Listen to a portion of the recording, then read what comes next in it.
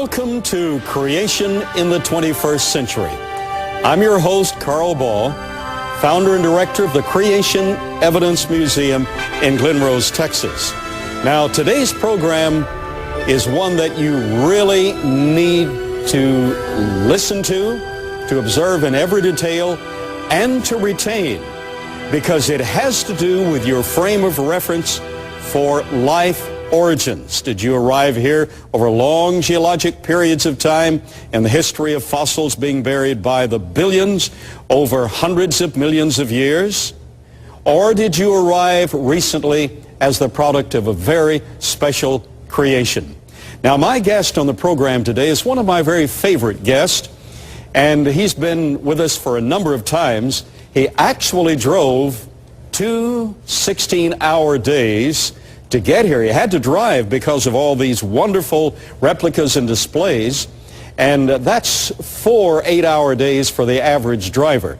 Would you welcome to your hearts and minds creation researcher and lecturer Ian Juby of Canada. How are you today, Carl? You're becoming almost a Texan by being here so often on the program. Yes, and doing research at Glen Rose. Not that I mind. We don't mind at all. In fact, toward the end of the program, you'll be relating to us some specific work and research that you, Professor M.E. Clark of University of Illinois, et cetera, have done with us at Glen Rose. Exactly, yep.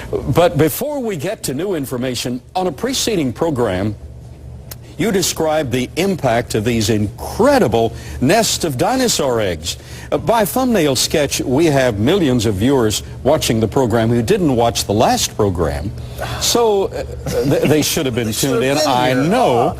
But for their sake, let's take time to at least give a thumbnail sketch of the importance of these eggs. What are these, Ian? These are specifically, this is a reproduction of an oviraptor dinosaur egg nest. Yes. Which, of course, was originally named Oviraptor for egg stealer, ova for egg, raptor for stealer.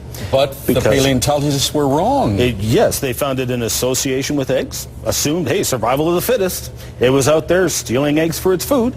Turns out later on they found an egg from another nest, the exact same egg, with a developed embryo inside it. Yes. It was an oviraptor baby. They were protecting the nest. Exactly. It was probably the mother of that nest. Yes. That wasn't the only one. We've now found a second oviraptor nest, and this time the oviraptor was actually sitting on top of the nest, the entire thing buried together.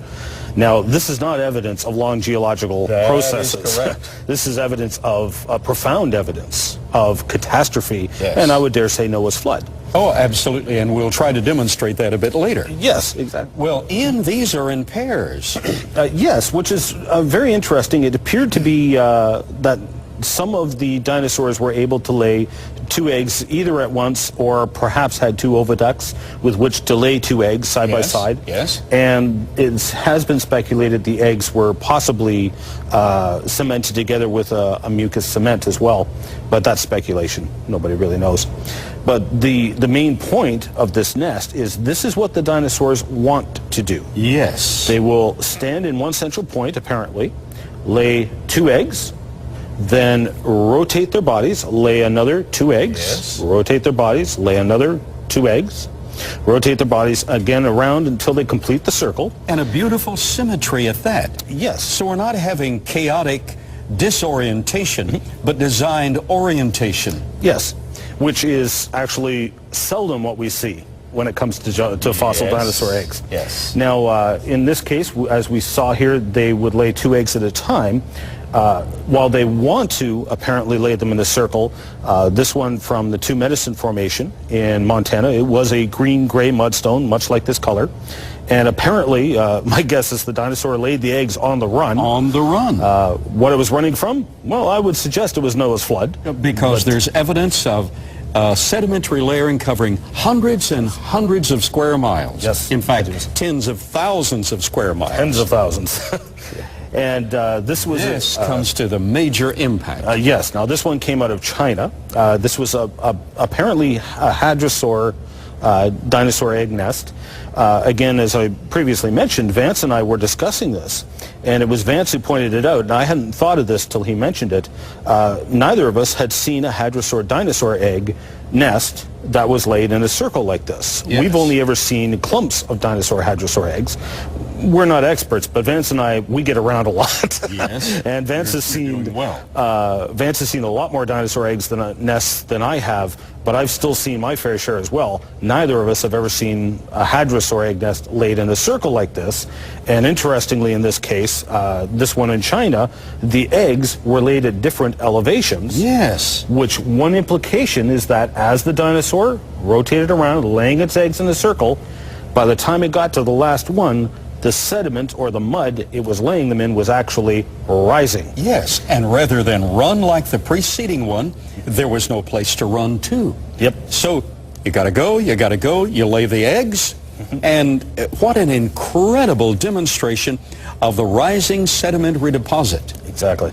Exactly. And as you pointed out previously, it appears that this circle is the way the hadrosaurs, the honkers, desired to lay their eggs, even though this was in some peril and rising context, but laying them in clumps was again a desperate move. Again, apparently. Probably laying the eggs partially to get rid of just the weight and the energy and the consumption. Now, another interesting point, some have suggested that when we do find dinosaur eggs with embryos in the eggs, that's a suggestion of long periods of time. Well, first of all, it's very interesting to note that finding dinosaur embryos is very rare. Very rare. Extremely rare, in fact, which right off the bat tells you something. The eggs that we find did not have a chance to incubate. Yes. And the few that we have found that apparently did have time to incubate can be explained by the dinosaur simply carrying the eggs in the oviduct until she can't carry them anymore, and she drops them. Yes. At which point the embryos have actually partially developed. This is known in some reptiles today. Some reptiles do developed within the body of the mother. So here we have a nest of eggs that have a tremendous story, but they were caught in the flood. Yes. Now you have additional evidence that you've come thousands of miles to declare to us and to expose to this audience. Yes. Now, we last week we finished off. Actually, if you wouldn't mind, just grab that poster and let's bring this over here with us. Very good. Because this is pertinent to everything we're about to discuss here. Now, again, we talked about Charles Lyell last week, and how he had proposed that possibly the land sinking or the water rising, either one could lay layers. He's absolutely correct. But his premise that you did not need a global flood to lay down the layers we see around the world was patently false. That's correct. And here's why. For instance, right here in Texas, we have the Austin Chalk, which is all throughout here.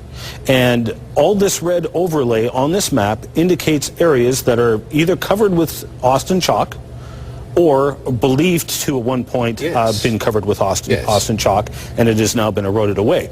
But as you can see, these layers encompass every single continent. So Lyell's premise is falsified, and you have one of two options. In either case, you have a global flood. Either way. Either all the continents subsided thousands of feet below the oceans. In other words, every single continent sunk simultaneously. Major problem with that thesis. Impossible tectonics. Impossible tectonics. Or the waters rose thousands of feet. In either case, you have a global flood. Now, interestingly, the Austin Chalk as well has many of these fossil clams. And for the audience, the Austin Chalk is a layer of limestone, very hard limestone, that covers the area where we're excavating in Glen Rose, Texas.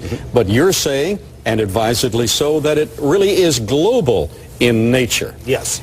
And that clam is in a unique posture. Yes, and it tells a remarkable story. Now, 2 years ago, I carried out a study on the fossil clams within the Austin Chalk. I looked at hundreds and hundreds of the countless millions of fossil clams down there, which are, like this one, buried in the closed position. It's intact.